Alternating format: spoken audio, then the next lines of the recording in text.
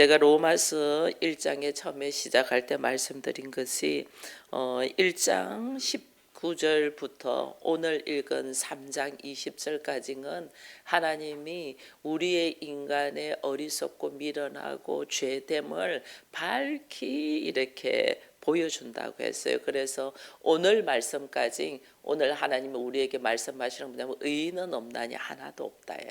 의인은 우리의 모습으로는 아무도 의인이 없다니. 심지어 우리가 하나님의 말씀을 맡았잖아요. 이스라엘 백성들이 하나님의 말씀을 맡았잖아요. 우리도 하나님의 말씀을 받잖아요. 이렇게 맡는다는 것은 내가 실제로는 뭐 깨끗하고 의인이고 거룩해서가 아니에요. 다만 우리의 모습이 이제 예를 들면 이 흙탕물을 가만히 놔두면 이 밑으로 쫙 갈아서 위에 맑은 물이 보이잖아요. 이게 위에 맑은 물이 뜨니까 내가 깨끗한 줄 알아요. 맑은 줄 알아요.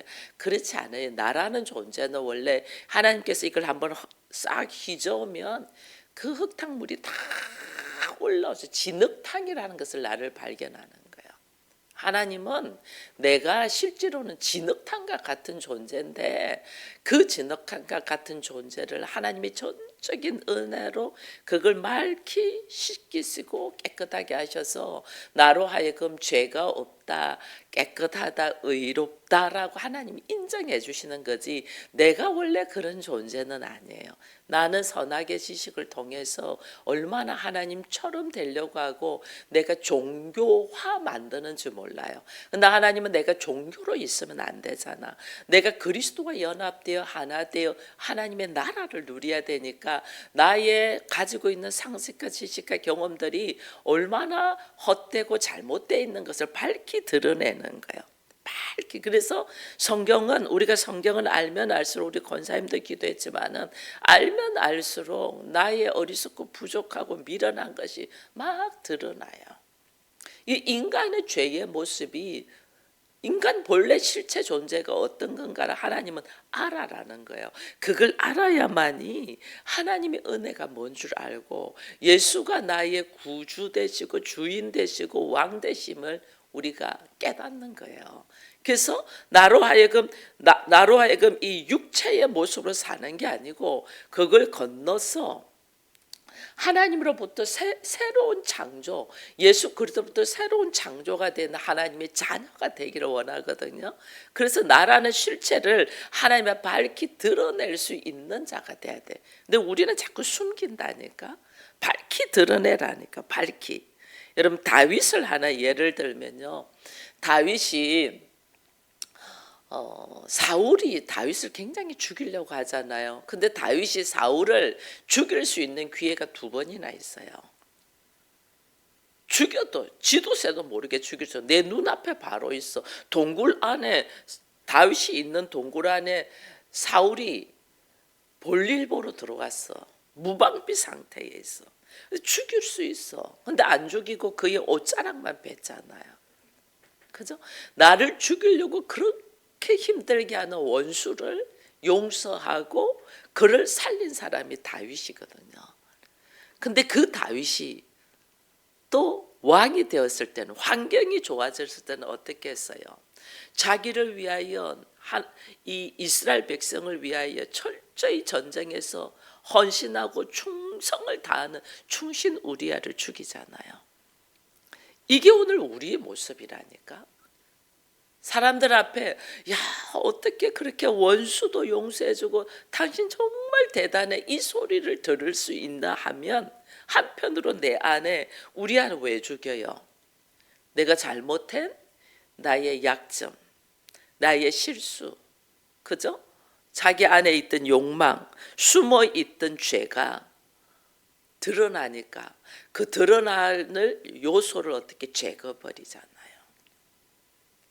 이 양면 너무너무 하나님의 마음에 합한 모습으로 있는 모습이 있냐면 내면에는 이거는 나에게 조금 더 나의 죄의 모습, 나의 부끄러운 모습 드러나는 거는 철저히 제거버리려고 하는 이 무서운 악한 마음이 양면이 우리에게 다 있단 말이에요.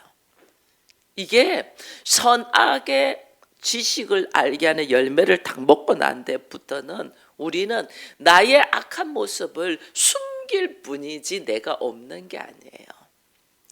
우리가 누가 뭐 다른 사람 좀 소리 지를 줄 몰라서 지르는 것도 아니고 내 마음 안에 어리석고 미련하고 너무너무 추악하고 더러운 것이 있는데 그것을 숨길 뿐이지, 자기의 부끄러움을 숨길 뿐이지, 이게 언제든지 이 부끄러움이 드러난다 그러면 여기에 화를 확 낸다니까요. 화를 내서 어떻게 하면 이걸 제거해 버릴까, 이게 있는 모습이 우리라니까요. 그러면서 또 어쩔 때는 말할 수 없이 나를 괴롭히고 핍박하는 원수 같은 사람도 용서하고 품을 수 있는 모습도 있는 게 우리라니까요.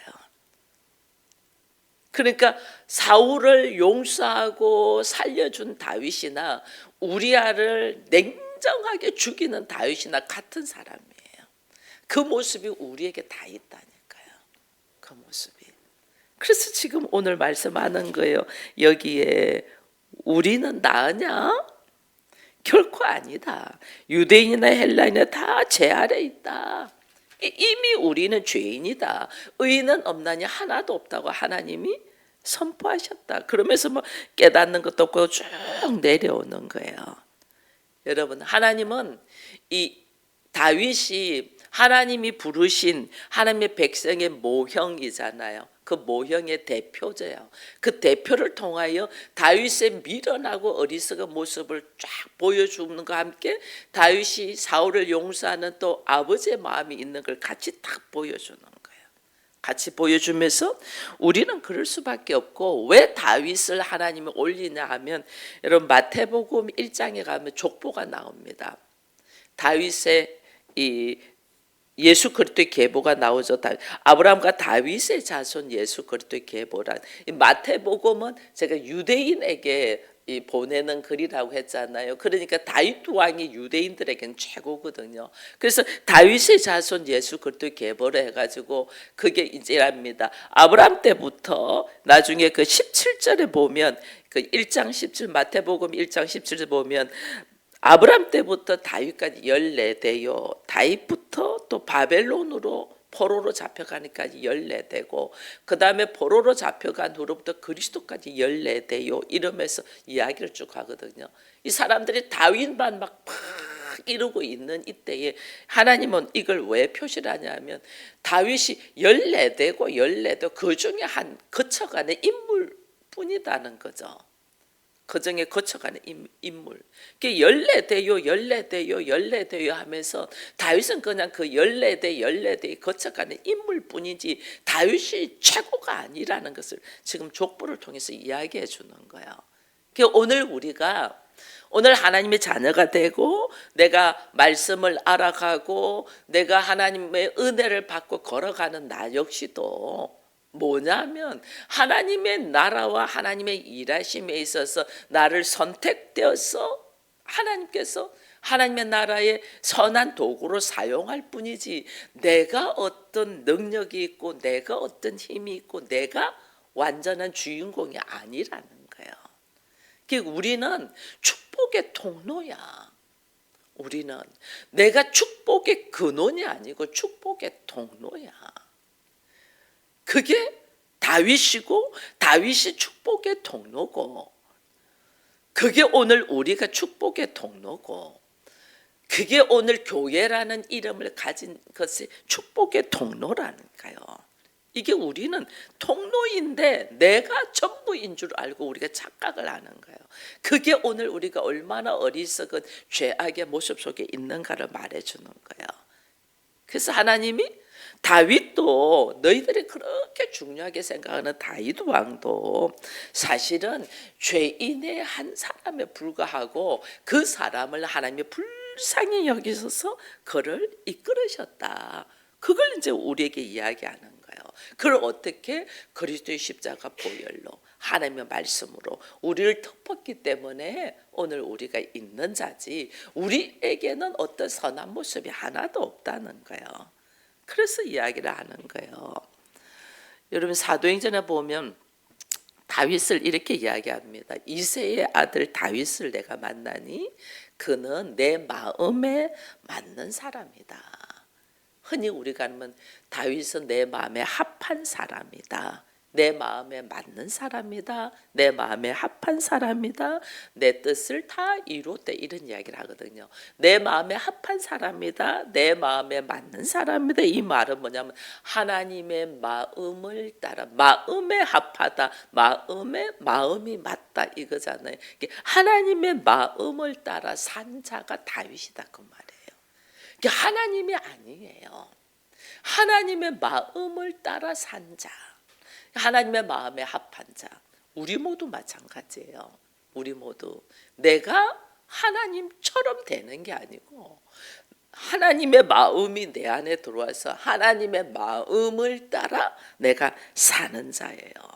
그래서 성경은 우리에게 이야기해 준 것이 이 다윗을 가지고 예를 들어도 다윗이 누구며 그가 어떤 은혜를 받았으며 인간은 왜 이 은혜가 꼭 필요한 존재인가 이걸 알게 하는 거예요. 나 자신 마찬가지예요. 내가 누구인가를 알아야 돼요. 말씀의 깊이를 들어갈수록 처음에 말씀을 모를 때는 여러분 어린아이들이 그렇잖아요. 어린아이들은 아무것도 모를 때는 엄마가 나를 위해서 존재하는 자로 알잖아요. 그러니까 엄마가 다 와서 다 해주니까 엄마는 나를 위해서 존재하는 자로 알아요. 실제로 그렇지가 않잖아요. 엄마는 엄마의 인생이 있고 자식은 자식의 인생이 있어요.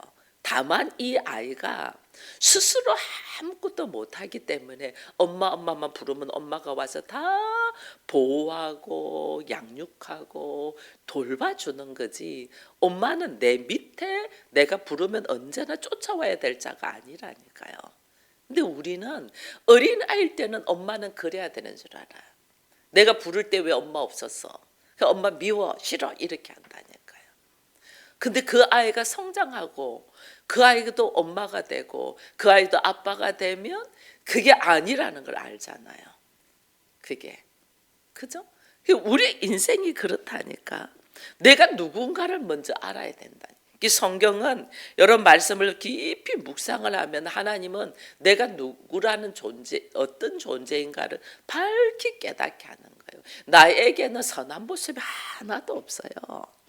내가 뭐 말씀을 묵상하고 새벽을 깨우고 내가 뭐 선한 일을 하고자 하는 것도 하나님이 나한테 마음을 주셔서 하나님의 마음을 따라 내가 살 뿐이지 내가 선하지 않아요. 여러분 하나님이 우리 불러주지 않으면 이 새벽 못 깨웁니다. 나는 오늘도 이불 속에 누워서 자고 싶은 사람이에요. 나라는 존재는.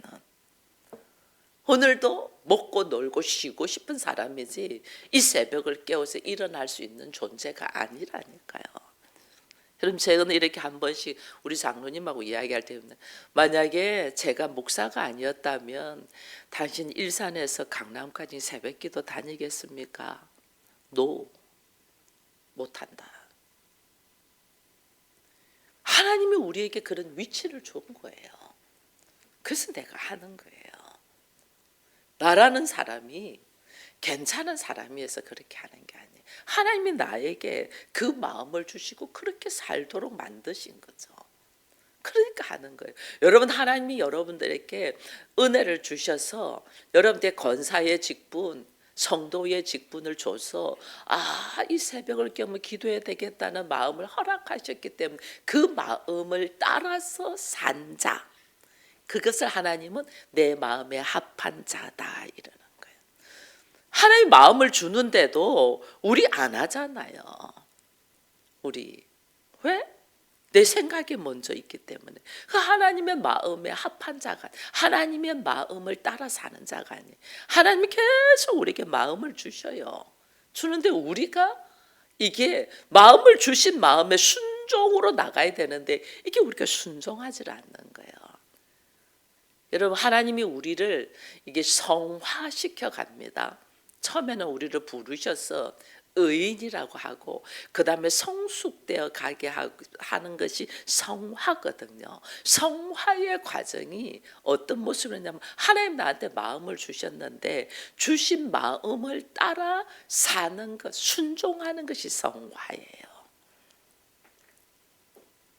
우리는 수많은 하나님의 마음을 주셔요. 말씀을 들을 때는 그래 그 말씀대로 살아야지, 돌아서면 자기 생각대로 살아. 이게 안 된다. 순종이 안 된다니까요.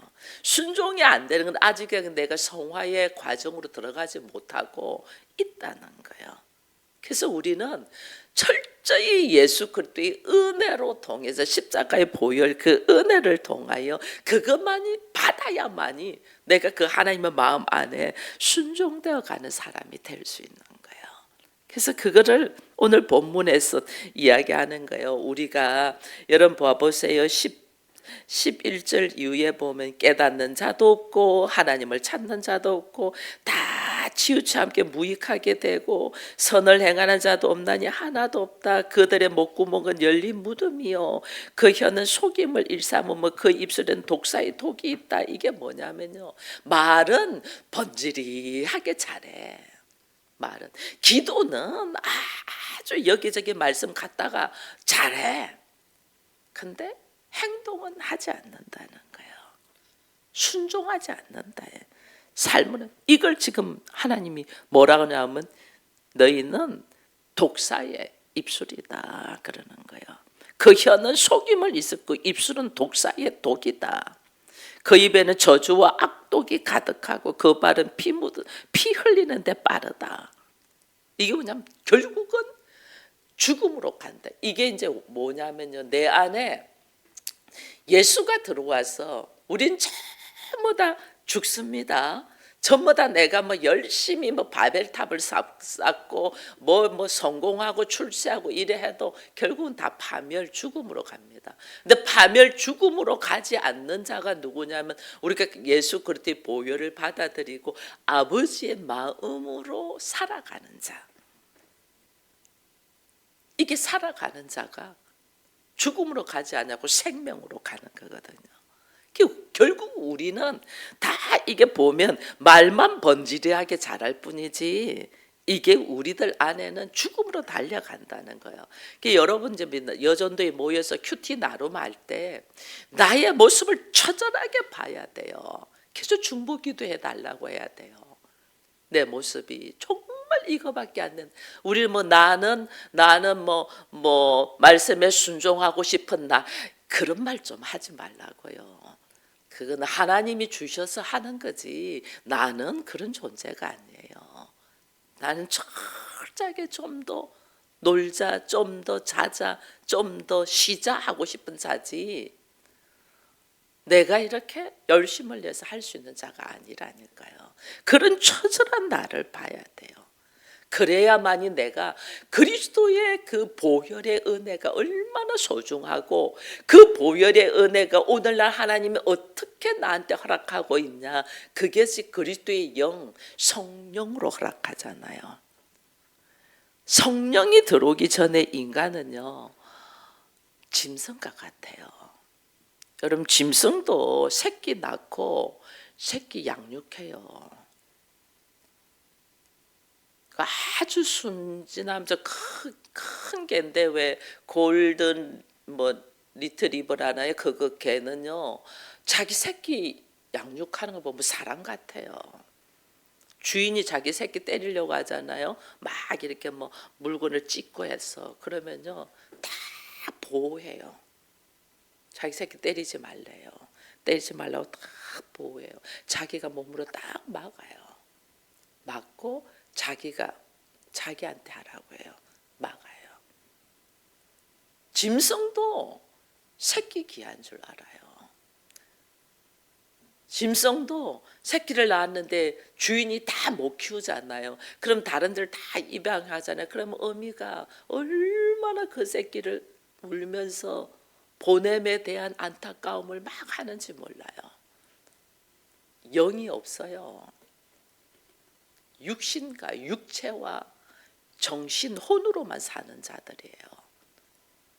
그래도 그게 우리 사람도 하나님의 영, 성령, 그리스도의 영이 내 안에 들어오지 않으면 본능적으로 산다 이러면 짐승같이 산다는 거예요. 그거 다 뭐예요? 하나님의 영이 없으니까 죽음으로 가는 게 죽음으로.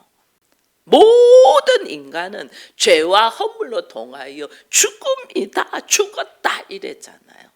내 안에 하나님의 영이 들어오지 않으면, 내 안에 성령이 들어오지 않으면 우리는 어떠냐면 살았다 하나 실상은 죽은 자예요. 죽은 자. 그래서 교회 와서는 우리가 실상은 내가 살았다는 죽은 자인데 이 죽은 자에게 하나님의 영이 나한테 들어와서 내가 산 자가 돼야 되는 거예요. 산 자만이 하나님의 마음에 합한 대로 하나님의 마음을 따라 살아갈 수가 있어요. 죽은 자니까 하나님의 마음에 따라 못 사는, 하나님의 말씀 따라 못 사는 거예요. 우리가 산 자만이 하나님의 말씀을 따라 살 수 있다니까. 근데 내가 실상은 죽은 자라는 생각을 하나도 못 하는 거예요. 그래서 예수님이 너희에게 생명을 주고 산 자가 되게 하기 위하여 어떻게 내가 길이요 진리요 생명이니 하면서 나를 따르는다고 하잖아요. 그 예수를 통하여 우리가 생명, 하나님의 영, 성령이 들어와야만이 산단 말이에요. 그래서 처음에 인간을 만들고 하나님이 그 인간에게 하나님의 생기를 넣었더니 생명이 되었더라. 살아나는 영이라는 거예요. 살아나는. 우리는 그 살아나는 영이 있었던 자인데 우리가 하나님의 말씀을 버리고 이 사단에게 손을 들면서 선악과를 먹으면서 이 영이 죽었잖아. 하나님의 형상이 없어졌잖아. 이 영이 죽었으니까 나는 어떻게 본능적으로만 사는 자, 육체로만 사는 자가 됐다니까. 육체로 사는 자가 아무리 선을 행한들 그것이 살릴 수 있겠냐고요. 못 살려요. 그래서 우리가 교회를 오면 제일 중요한 것이 내가 어떤 자인가를 빨리 알아야 돼. 그걸 깨달아야 돼요. 이게 노아가 그걸 깨달은 거예요. 마지막 홍수 때. 홍수를 쫙 하는데 하나님이 노아에게 이야기를 해요. 내 영이 너희들과 영원히 함께하지 않는다. 왜? 그들은 육신뿐이기 때문이다. 그 안에 그래서 그들은 육신뿐이다. 육신이 된다. 그래서 다 멸한다는 거예요. 그 육신 몸 덩어리뿐인 여기에 뭐가 들어오냐면 하나님의 영인 생영이 딱 들어와야지 살아가는 자가 되는 거예요. 교회 오면 내가 이 그리스도의 영인 성령인 생영을 내가 받았나 이게 중요해요. 이거 받으려고 여러분 하셔야 돼요. 이게 영이 없으면 짐승과 같이 똑같이 육체를 가지고 살다가 결국은 뭐예요? 죽음으로 가잖아요. 그래서 우리가 이게 성령을 통하여 내가 새롭게 살아나는 거예요. 그래서 우리 오늘 본문 19절에 이랬잖아요. 우리가 알거니와 물은 율법이 말하는 바는 율법 아래 있는 자들에게 말하는 것이니 이는 모든 입을 막고 온 세상으로 하나님의 심판 아래 있게 하려 합니다. 하나님 심판 죽음이잖아요. 그래서 20절에 율법의 행위로는 그 앞에 의롭다 하심 얻을 육체가 없는 율법으로는 죄를 깨달을 뿐이다. 우리는 말씀을 통하여 우리는 죽을 자구나. 우리는 죽을 수밖에 없는 자구나. 그것을 우리는 이제 모든 사람이 죽는다는 건 우리가 알잖아요. 왜 모든 사람이 죽을까? 그게 하나님을 떠난 자기 때문에 모든 사람이 죽구나. 그럼 내가 살기 위해서는 하나님을 떠나지 않고 하나님을 찾고 찾아야지. 하나님을 찾고 찾을 수 있도록 우리가 하나님을 못 찾잖아요. 그래서 예수님이 인간의 모습으로 해서 우리가 하나님께로 갈 수 있도록 길을 여신 분이 예수님이다니까. 그래서 예수님이 나는 길이다. 나는 진리다. 참이다 하는 거죠. 나는 생명이다. 너희들에게 생명, 죽을 자를 살리는 생명. 왜? 그리스도의 영으로. 한 명도 우리는 여러분 우리의 인생의 모습에서 내가 산 자로 살았습니까? 아니면 결국은 살았다나 죽은 자로 살았습니까? 내가 한 번도 산자로 살지 않은 존재였다는 것을 빨리 깨달아야 돼요. 성령 받지 않으면요, 내가 한 번도 산자로 살지를 않았어요. 죽은 자인데 내가 살았다고 살고 있는 게 자기 혼자 착각하는 거예요. 이걸 빨리 깨닫게 하는 것이 말씀이에요. 말씀. 나는 살았다나 실상은 죽은 자였네. 죽을 자죠. 이미 사형 선고를 받은 자죠. 여러분, 제가 병원에서 사형 선고를 3개월로 받았잖아요.